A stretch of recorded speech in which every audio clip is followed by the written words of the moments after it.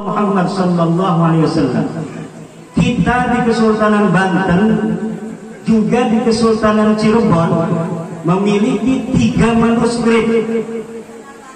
Antara satu manuskrip yang satu dengan manuskrip yang lainnya berbeda silsilahnya.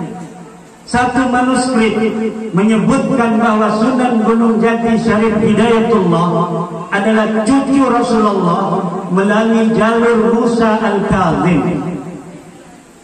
Manuskrip yang kedua, mangga baca, menyebutkan bahwa Sunan Gunung Jati Syarif Hidayatullah adalah cucu Rasulullah melalui jalur Al-Hasani Al-Jailani. Manuskrip yang ketiga bahwa Sunan Gunung Jati Syarif Hidayatullah adalah cucu Rasulullah dari jalur Abdullah bin Ahmad Al-Muhajir, sama dengan para habaib di Indonesia ini. Dan untuk jalur yang terakhir ini, setelah saya teliti dengan seksama dalam waktu yang seperlu-perlunya, maka diketemukan adanya keterputusan riwayat selama 550 tahun, di mana Abdullah atau Ubaidillah sebagai anak Ahmad Al-Muhajir tidak dicatat oleh para ahli nasab yang sezaman dengan Ahmad bin Isa bahwa beliau punya anak yang namanya Ubaidillah. Kitab-kitab yang sezaman dengan Ahmad bin Isa menyebutkan bahwa Ahmad bin Isa hanya mempunyai 3 putra. Yang pertama adalah Muhammad, yang kedua adalah Ali, dan yang ketiga adalah Husain. Tidak ada anak yang bernama Ubaidillah seperti silsilah yang kita saksikan dari para habaib yang mengaku sebagai keturunan daripada Rasulullah Muhammad sallallahu alaihi wasallam. Baru pada tahun 895 Habib Ali As-Sakran menulis dalam kitabnya Al-Ghurfatul Musyiqah bahwa leluhur mereka yang bernama Ubaidullah adalah keturunan daripada Rasulullah Muhammad sallallahu alaihi wasallam. Jadi sejak wafatnya Ahmad bin Isa 345 Hijriah sampai tahun 895 Hijriah tidak ada satu manuskrip pun yang menyebutkan bahwa Ubaidullah adalah keturunan daripada Rasulullah Muhammad sallallahu alaihi wasallam. Maka secara ilmiah nasab-nasab mereka ini adalah nasab yang munqati', nasab yang terputus. Bisa dikatakan nasabun maudhu'un, bisa disebut nasabun dha'ifun jiddan, bisa juga disebut nasabun batilun ghairu sahihin.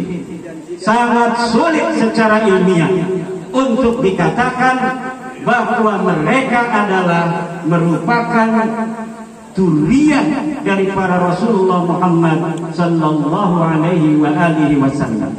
Kalau Sunan Gunung Jati, Sunan Ampel, Sunan Giri dan yang lainnya, satu data ini terbantahkan, masih ada 2 manuskrip tua yang menyatakan bahwa mereka adalah merupakan dzurriyyah daripada Rasulullah Muhammad sallallahu alaihi wasallam. Kenapa sampai saya alumni At-Tahiriyah, murid daripada ayahanda Tubagus Hasri Tahir, yang ayahanda Tubagus Hasri Tahir sendiri mempunyai sanad silsilah kepada Abdullah, kepada Ubaidillah bin Ahmad. Ini saya menelitinya. Bukankah ini akan berbahaya bagi nasab abah? Tidak, saudara. Karena nasab abah kepada Sunan Gunung Jati adalah sahih muttafaq alaih, sementara nasab Sunan Gunung Jati kepada Rasulullah adalah mukhtalafun fihi baina salasi riwayatin, yaitu riwayat manuskrip Cirebon yang menyatakan bahwa Sunan Gunung Jati adalah merupakan turunan Musa Al-Kadzim. Manuskrip yang kedua yang menyatakan bahwa Sunan Gunung Jati Syarif Hidayatullah adalah merupakan turunan daripada Al-Hasani Al-Jailani. Jadi kalau umpamanya satu silsilah ini telah diteliti bahwa ini gagal secara ilmiah, maka masih ada 30 tambah 30%, 60% lebih bisa dinyatakan bahwa para wali songo ini adalah sebagai keturunan daripada Rasulullah Muhammad sallallahu alaihi wasallam. Kenapa saya sampai ke puntang-puntang meneliti? Karena saya melihat antara pengakuan dari fenomena pengakuan orang yang setiap dalam kesempatan mengaku sebagai cucu dari para Rasulullah. Di dalam tubuhku ada darah Rasulullah, sementara akhlak mereka jauh panggang daripada api dengan akhlak Rasulullah Muhammad sallallahu alaihi wasallam. Para sunan dari Wali Songo menyebarkan agama Islam datang, mereka melebur bersama pribumi, berasimilasi, mengadakan akulturasi dengan masyarakat setempat, sehingga tidak ada beda antara dia pendatang dari keluarga Wali Songo dengan masyarakat pribumi sendiri, sehingga Islam menyebar di tanah Indonesia ini sejak tahun 1400 sampai 1800, aminatan mutmainnah, aman dan tentram. Tidak ada merasa satu suku lebih tinggi daripada suku lainnya. Tidak ada orang yang merasa satu ras lebih tinggi daripada ras lainnya. Tapi semenjak kedatangan orang-orang yang selalu mengeksploitasi nasab, yang selalu mengadakan kapitalisasi nasab mereka kepada umat, ini mulai terjadi pengkotak-kotakan di dalam kemanusiaan kita, sehingga ada manusia-manusia mulia yang hanya dengan darahnya, dan ada manusia-manusia yang hina-hina hanya dengan darahnya. Sementara agama kita, agama Islam, menjadikan kemuliaan itu bukan kepada darah. Kemuliaan itu adalah kemuliaan takwa. Tinggi derajat adalah ilmu. Siapa orang yang mau tinggi pangkatnya, maka dia harus berilmu. Siapa orang yang pengen jadi orang yang lebih mulia dari yang lainnya, maka dia harus bertakwa. Ini adalah ajaran Islam. Innallaha qad adhaba ankum ubiyatal jahiliyah. Al-insanu rajulan mu'minun taqiyun wa fajirun saqiyun.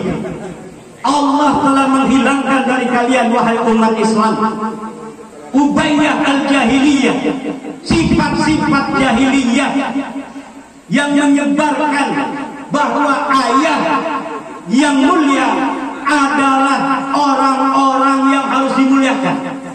Ayah yang hina, keturunannya adalah harus menjadi orang-orang yang hina.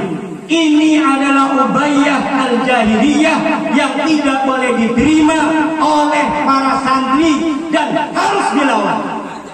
Kenapa?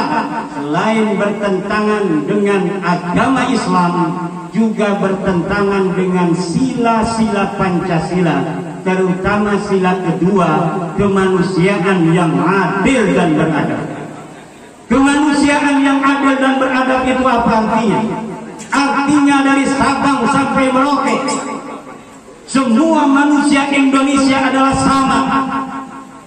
Bagi Indonesia tidak ada bedanya dia orang Banten, dia orang Aceh, dia orang Flores, dia orang Papua, dia orang Minang, dia orang Batak, dia dia orang Sunda, semuanya adil sebagai manusia yang mempunyai kesempatan yang sama di Indonesia ini. Dia bisa menjadi PJ gubernur, dia bisa menjadi camat, dia bisa menjadi bupati, dia bisa menjadi polisi, dia bisa menjadi TNI, dia bisa menjadi Kapolri.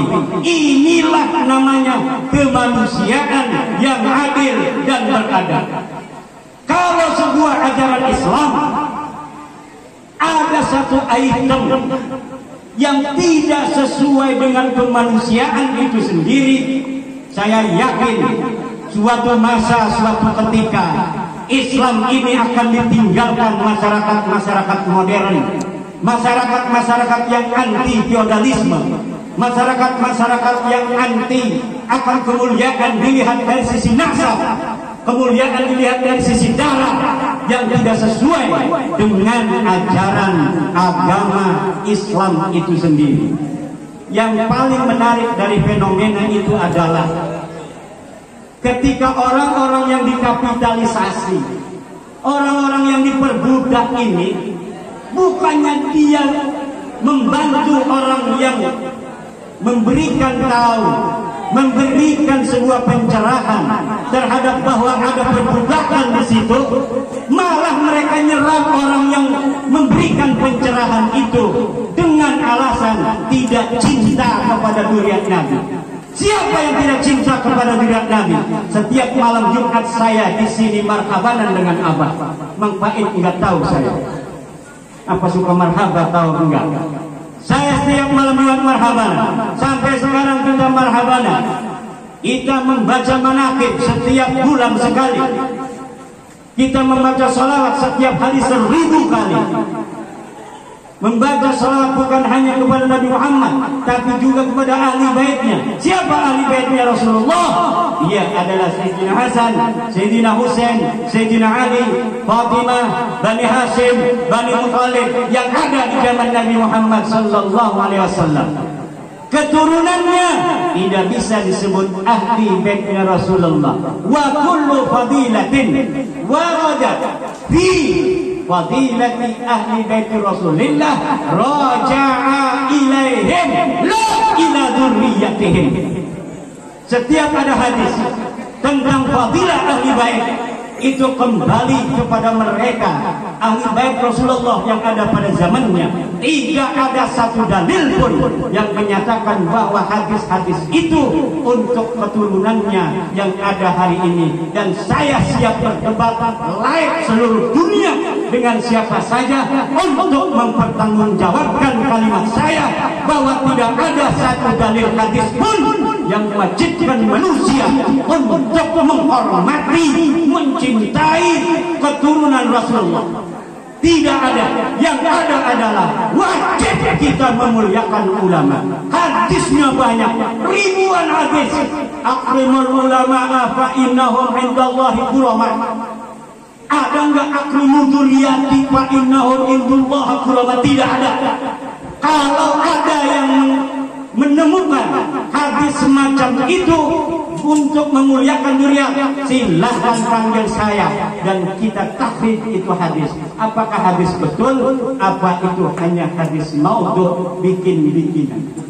Apa saja yang ada mereka ceramahkan dari fadilah-fadilah mereka yang mengaku cucu Nabi adalah hadis-hadis palsu atau hadis sahih yang maknanya dirampas oleh mereka dari ahli bait untuk diberikan kepada mereka sendiri. Saya berani berdebat dengan siapapun 3 hari 3 malam untuk mempertahankan tesis ini.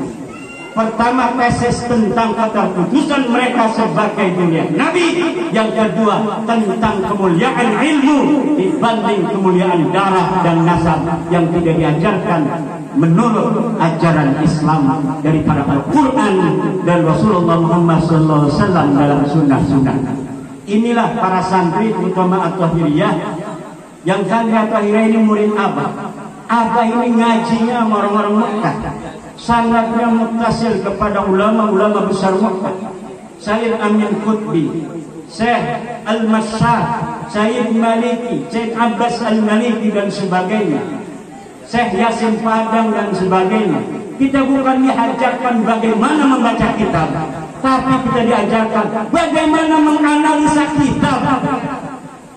Mereka berpendapat dengan kaul Ibnu Hajar, bahwa Ibnu Hajar telah menyatakan bahwa Ubaidillah sebagai cucu Nabi. Tahun berapa lahirnya Ibnu Hajar? Beliau adalah ulama abad 10, abad 9. Bagaimana abad 10, abad 9 orang yang ada pada abad itu menjadi saksi kelahiran dari orang yang ada di abad keempat? Tidak bisa.